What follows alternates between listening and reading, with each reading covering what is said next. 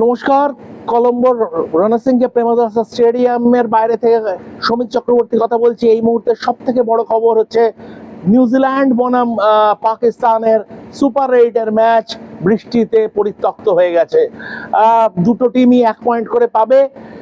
সকাল থেকেই একটা বৃষ্টির আশঙ্কা ছিল, তারপরে আস্তে আস্তে একটু রোদও দেখা দিয়েছিল। তারপরে যত সময় গড়ায় মেঘ, আকাশে মেঘ ভর্তি হয়ে যেতে থাকে এবং টসের আগে অ্যারাউন্ড এই 6:10 6:15 নাগাদ কয়েক ফোঁটা বৃষ্টি পড়ে। তখন গ্রাউন্ড স্টাফরা এই সেন্টার স্কোয়ারটাকে ঢেকে দেয়।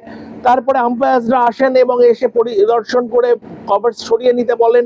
টসও হয়, পাকিস্তান টসে জিতে প্রথমে ব্যাট করার সিদ্ধান্ত নেয়, কিন্তু টসটা হয়ে যাওয়ার পরেই বৃষ্টি শুরু হয়। প্রথমে হালকা, তারপরে মাঝারি, তারপরে ভারী। এখন যখন আমরা কথা বলছি বৃষ্টিটা কিন্তু একটু কমে গেছে, কিন্তু তার আগেই আম্পায়ার্সরা, কারণ দেখুন ব্যাপারটা ছিল যে 8টা 10 অব্দি কোনো ওভার লুজ হবে না। 10টা 17 হচ্ছে কাট অফ টাইম ছিল 5 ওভার ইচ ম্যাচের। সেটা দেখা গেল যে শুরু করা যাবে না। আম্পায়াররা তখন সেটা ডিসিশন নিলেন যে ম্যাচটাকে পরিত্যক্ত করে দেওয়ার। এর ফলে হলো কি, দুটো টিমের কাছেই একটা সেট ব্যাক।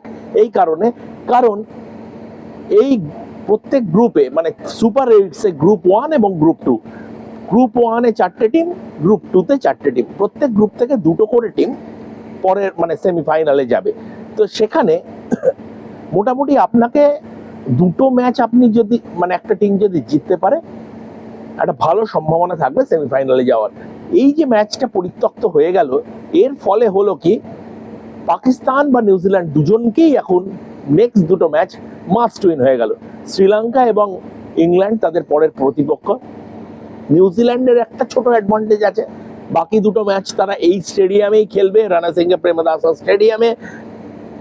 এবং পাকিস্তান কিন্তু চলে যাচ্ছে পাল্লে কেলেতে তাদের পরের দুটো ম্যাচ। সেখানে আপনার কন্ডিশনসটা একটু ডিফারেন্ট। সেখানে আপনার কি বলে, এখানে যেমন পাকিস্তান প্রথম থেকে এই মাসের প্রথম সপ্তাহ থেকে পাকিস্তান এখানে আছে, ওয়ার্ল্ড কাপ শুরু হওয়ার আগে থেকে প্র্যাকটিস করেছে, সমস্ত কন্ডিশনসটা সেট ছিল, স্পিন হেভি যাচ্ছিল। এই ম্যাচেও তারা আপনার নওয়াজকে আবার নিয়ে এসে এক্সট্রা একজন বাড়তি স্পিনারকে খেলায়, খোয়াজা নাফের বদলে। কিন্তু পাল্লে কেলেতে কিন্তু একটু হলেও ফাস্ট বোলাররা সাহায্য পায়। তো সেদিক থেকে দেখতে গেলে হয়তো ফাস্ট বোলারদের ক্ষেত্রে এটা সুবিধা হবে। এদিক থেকে তখন পাকিস্তানকে হয়তো একজন বাড়তি ফাস্ট বোলার আনতে হতে পারে।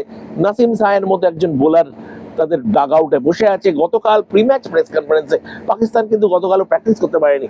নিউজিল্যান্ড দুপুরবেলা প্র্যাকটিস করে, তারপরেই বৃষ্টি নামে এবং পাকিস্তানের প্রি ম্যাচ প্র্যাকটিস ক্যান্সেল করে দিতে হয়।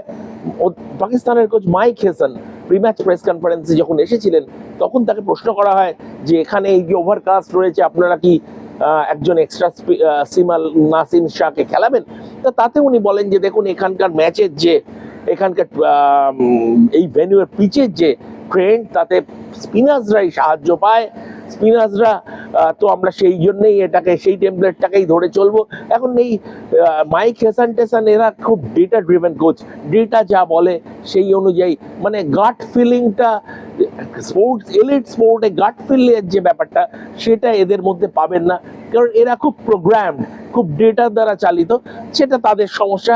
মাইক হেসান কি করছেন, কিন্তু এখানে পাল্লে কেলেতে পাকিস্তান যখন যাবে তখন কিন্তু হয়তো তাদের একজন বাড়তি পেসার খেলাতে হতে পারে। এখানে আবার আপনার নিউজিল্যান্ড, দেখুন নিউজিল্যান্ডের আজকে এই ম্যাচটা এসেছিল একটু মানে তাদের প্রপার যে বেডিং ইন পিরিয়ড এখানে হয়নি। ভারতে গ্রুপ লিগের ম্যাচ খেলেছে, ভারতীয় মাঠগুলো ছোট, ডাইমেনশনটা এখানে অনেক বড়, 84 মিটার বাউন্ডারিজ, 80 মিটার বাউন্ডারি। এবং সেদিক থেকে দেখতে গেলে এখানে এইটায় যাওয়ার আগে একটাই মাত্র প্র্যাকটিস সেশন পেয়েছিল নিউজিল্যান্ড, কিন্তু ওভারঅল ডেপথের দিক থেকে পাকিস্তানের থেকে এগিয়ে। ব্যাটিং ডেপথ তো বটেই, ড্যারেল মিচেলের মতো প্লেয়ার আছে এবং ওরা স্পিনটা খুব ভালো খেলে। সেটা আপনারা গত মাসেই দেখেছেন ওডিআই সিরিজে ভারতে যেভাবে ভারতকে হারিয়েছিল। তো স্পিনটা এরা খুব ভালো খেলে এবং এখানে ডিউটা আসছিল না। তো সেদিক থেকে দেখতে গেলে সব মিলিয়ে আপনার নিউজিল্যান্ড পাকিস্তানের যে মানে আমার পাশে দাঁড়িয়ে পাকিস্তানি সব সাংবাদিকরাও লাইভ করছিলেন, তো তারা দেখছিলাম সবাই বলছেন যে আমরা ডিসঅ্যাপয়েন্টেড। আমি বলবো যে নিউজিল্যান্ডও ইকুয়ালি ডিসঅ্যাপয়েন্টেড। তার কারণ হচ্ছে নিউজিল্যান্ডের কাছেও এই ম্যাচটা জেতার একটা বড় সুযোগ ছিল। তো সেদিক থেকে দেখতে গেলে নিউজিল্যান্ডও ডিসঅ্যাপয়েন্টেড। বৃষ্টি হলে কিছু করার নেই। আপনি এটা বলতে পারেন যে ওয়ার্ল্ড কাপ আইসিসি ইভেন্ট শ্রীলঙ্কায় না দিয়ে যদি শেয়ার করতেই হয় তাহলে দুবাই করা কি ভালো? দেখুন সেদিক থেকে এটা কিন্তু মনসুন সিজন নয়, তো এটা আনসিজনাল রেন, একটা লো প্রেশার জোন ফর্ম করেছে বে অফ বেঙ্গলের ওপরে, সেটার থেকে আসছে। গত রোববার এই বৃষ্টিটা হওয়ার কথা ছিল, সেটা এক সপ্তাহ ডিলেড হয়ে গেছে।